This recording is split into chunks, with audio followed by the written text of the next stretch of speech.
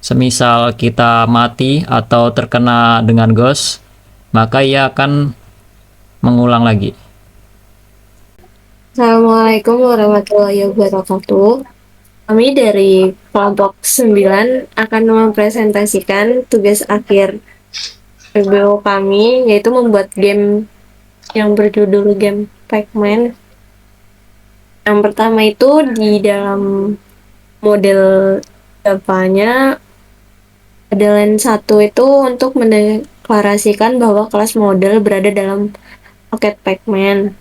Terus dari line 3 sampai line 10 itu untuk mengimport beberapa kelas dan antarmuka yang akan digunakan dalam kelas model. Misalnya ada image, action event, action listener, dan sebagainya. Terus line 12 itu untuk mendeklarasikan kelas model yang mengextend kelas JP panel dan mengimplementasikan antarmuka action listener. Dengan mengimplementasikan action listener, objek kelas ini dapat merespon kejadian yang terjadi seperti penekanan tombol atau timer yang berjalan. Terus pada line 14 itu untuk menyimpan dimensi dari panel. Line 15 yaitu untuk small font, objek font yang digunakan untuk menggambarkan teks kecil. Jadi di program ini pakainya Arial, terus ukuran teksnya itu 14.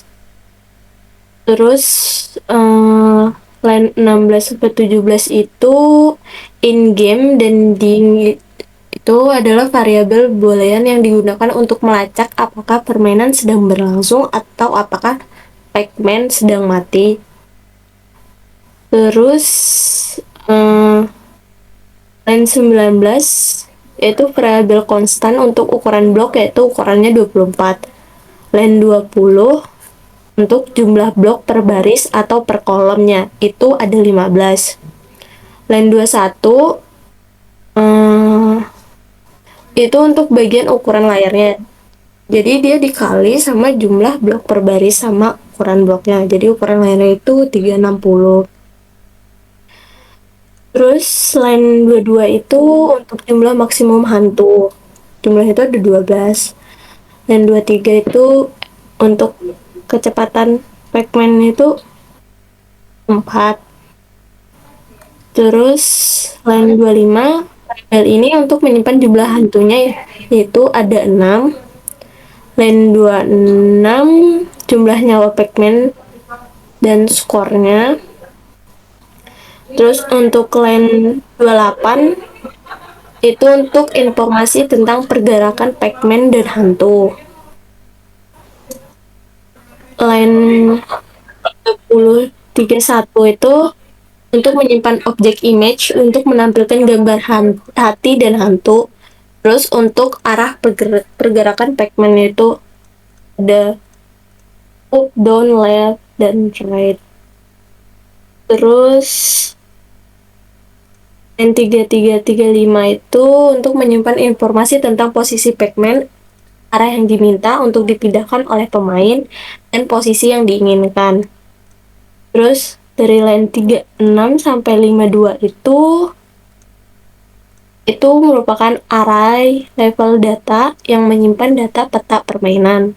Angka dalam array mewakili jenis elemen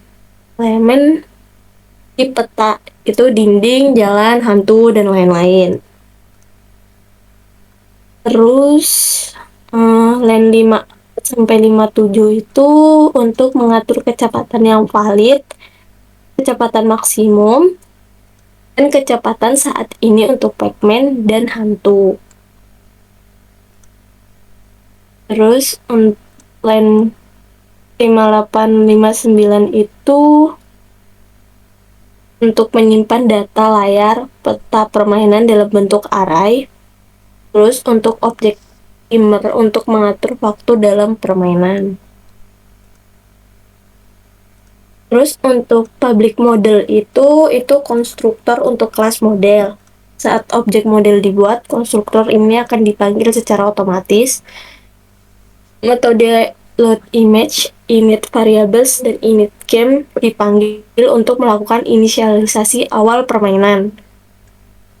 Terus untuk private void load image itu untuk memuat gambar-gambar yang akan digunakan dalam permainan, kayak gambar Pac-Man-nya, hantunya, dan hatinya. Terus dalam private void init variable itu ada line lap di line 82 itu merupakan array yang menyimpan data peta permainan, dan 83 itu menyimpan dimensi panel permainan. Terus dari line 84 sampai line 88 itu menyimpan informasi tentang hantu-hantu yang ada dalam permainan. Terus line 89 sampai 90 itu untuk menyimpan perubahan posisi Pac-Man untuk bergerak ke arah tertentu. Jadi dia tuh disimpan dalam bentuk array. Terus line 92 sampai 93 itu yang bakal memicu action event setiap 40 milidetik. Terus ada private void play game itu untuk mengatur alur permainannya. Jadi kalau Pac-Man-nya sedang mati, maka metode death-nya bakal dipanggil. Kalau Pac-Man yang gak mati, bakal dilakuin serangkaian tindakan kayak Pac-Man, draw Pac-Man, move ghost, dan checkmates. Terus di private void show into screen itu untuk menampilkan pesan raise space to star di layar dengan warna dan ukuran buat layarnya. Terus ada private void draw score itu menggambarkan skor dan hati pada layar dengan ukuran yang small dan luas. Kita bisa ngatur warnanya, terus nampilin skornya, terus bisa itu buat ukuran screen layarnya. Terus ada private void checkmate itu metode untuk memeriksa apakah seluruh blok di peta sudah dilewati oleh Pac-Man. Jika iya, berarti skornya itu meningkat jumlah hantu dan kecepatan. Terus ada private void death itu untuk mengurangi nyawa Pac-Man-nya. Kalau nyawanya habis, berarti untuk mengatur in-game menjadi false dan memanggil continue level. Terus ada private void move ghost, itu metode move ghost untuk mengatur pergerakan hantu sesuai dengan aturan pada peta dan memeriksa apakah Pac-Man bertabrakan dengan hantu. Logika pergerakan hantu menggunakan data peta dan posisi Pac-Man. Terus di bawahnya lagi tuh ada private void draw ghost yang line 242 itu untuk metode draw ghost dengan parameter 2 dimensi, di mana objek grafisnya itu untuk menggambar koordinat X dan koordinat Y. Terus 243 itu memanggil metode draw image dari objek grafis 2 dimensi untuk menggambar gambar hantu di posisi X, Y pada panel permainan. Selanjutnya akan dilanjutkan dengan anggota kelompok saya itu Mas Nova. Akan dilanjutkan. Di sini saya izin menjelaskan pada line 246 private void move Pac-Man merupakan fungsi untuk mengatur pergerakan Pac-Man dalam permainan. Kemudian di line 248 NT Post dan Search CH itu digunakan untuk menyimpan posisi dan karakter di posisi tersebut dalam array screen data. Kemudian di if-nya merupakan pengecekan apakah Pac-Man berada di atas blok. Kemudian pada line 255 if-nya itu Jika CH dan 16 tidak sama dengan 0, itu berarti Pacman berada di titik makanan kode 16 pada screen data. Makanan tersebut dihapus dari layar dan skor akan bertambah. Kemudian pada line 260 merupakan pengecekan apakah ada permintaan perubahan arah, yaitu pada rect di X dan rect di Y tidak sama dengan 0. Jika ada, dan perubahan arah tersebut tidak memasuki tembok berdasarkan kondisi pada blok sekitar, maka arah Pacman akan diperbarui atau akan mutar balik ke arah yang lain. Kemudian pada line 271 itu jika Pacman mencoba untuk bergerak ke arah yang sama dengan arah tembok yang membatas, maka Pacman akan berhenti. Pacman X dan Pacman Y diatur menjadi 0 dan memperbarui posisi Pacman berdasarkan arah pergerakan yang ditentukan dan kecepatan Pacman. Kemudian pada line 283 yaitu private void draw Pacman. Fungsi ini menggambar Pacman berdasarkan arah pergerakan yang diminta. Menggunakan gambar yang sesuai tergantung pada arah pergerakan, yaitu left, right, up, dan down. Kemudian pada line 296 private void draw mesh merupakan fungsi untuk menggambar labirin pada layar. Menggunakan dua loop bersarang untuk mengiterasi melalui setiap blok dalam labirin. Jika level data I adalah 0, maka itu adalah jalur kosong dan area blok diwarnai dengan warna putih. Untuk setiap blok, menggambar tembok sesuai dengan bit yang diatur dalam screen data. Misalnya, jika bit 1 diatur, menggambar tembok pada sisi kiri blok. Jika bit 16 diatur, itu berarti ada makanan di blok tersebut dan gambar lingkaran kecil yang mewakili makanan di tengah blok. Agak bawahin. Kemudian pada private void in-game, yaitu fungsi untuk menginisialisasi saat dimulai atau ketika Pacman kehilangan nyawa. Life diatur menjadi 3 dan skor diatur menjadi 0 di awal. Selanjutnya bisa dilanjutkan oleh teman saya, Mas Akif. Baik, di sini saya akan menjelaskan per fungsi. Jadi dalam fungsi init level digunakan sebuah metode yang menginisialisasi level dengan mengadakan data level awal dalam kurung level data ke dalam array screen data. Kemudian setelah menginisialisasi level, metode continue level dipanggil untuk menyiapkan entitas permainan seperti Pacman dan hantu-hantu. Kemudian fungsi continue level. Continue level memiliki sebuah metode di mana metode ini mempersiapkan kondisi untuk melanjutkan level permainan. Kemudian dapat menentukan arah awal pergerakan hantu dan mengatur kecepatan acak dalam pergerakan setiap hantunya.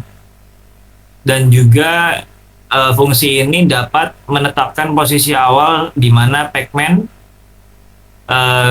berada, kemudian arah geraknya, dan mengatur status dying menjadi false. Kemudian fungsi paint components, yaitu memiliki metode untuk menggambar komponen panel permainan seperti labirin, skor, model Pacman, dan model hantu-hantu. Menggunakan objek grafik 2 dimensi untuk menggambar elemen-elemen tersebut, kemudian memeriksa apakah permainan sedang berlangsung. Jika iya, maka fungsi play game atau G2D dijalankan. Jika tidak, tampilan layar awal yaitu show intro screen G2D ditampilkan. Kemudian fungsi kelas TA adapter, extends key adapter. Kelas ini mengimplementasikan antarmuka key listener untuk mendeteksi input dari pengguna, khususnya tombol-tombol dari keyboard. Kemudian metode key press atau key event E akan dijalankan saat tombol keyboard ditekan. Saat dalam permainan, tombol-tombol arrow digunakan untuk menggerakkan Pac-Man. Ball space digunakan untuk memulai permainan saat permainan sedang tidak berlangsung. Jika tombol escape ditekan selama permainan berlangsung, maka permainan otomatis akan dihentikan. Kemudian ada override terakhir, fungsi terakhir yaitu action perform. Metode ini diimplementasikan dari UI action listener, kemudian dipanggil oleh objek timer untuk mengatur pembaruan tampilan atau repaint pada interval waktu tertentu. Kemudian main atau pacman.java akan dijelaskan oleh teman saya berikutnya.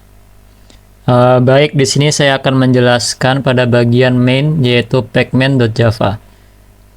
Program ini adalah implementasi sederhana dari permainan klasik Pac-Man menggunakan Java Swing.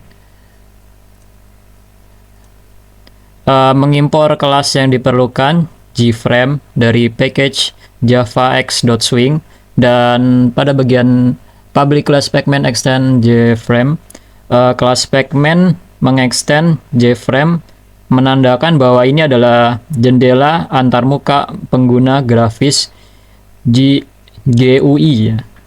Terus pada konstruktor sebuah instance dari kelas model ditambahkan ke JFrame.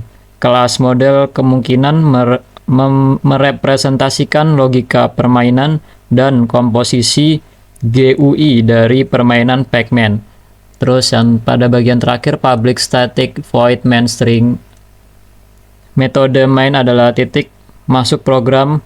Ini membuat instance dari kelas Pac-Man, mengatur berbagai properti dari JFrame seperti judulnya, terus ukuran, sama operasi penutupan default, dan lokasi relatif terhadap null. Oke, baik, di sini saya akan mencoba menjalankan program yang telah kita buat yang bertemakan Pac-Man. Jadi pada permainan sama seperti dasarnya Pac-Man,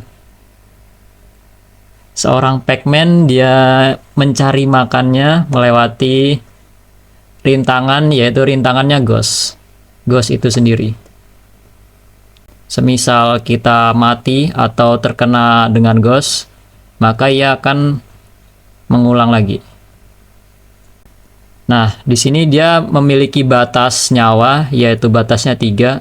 Semisal kalau nyawanya udah habis atau 0, maka permainan akan berhenti.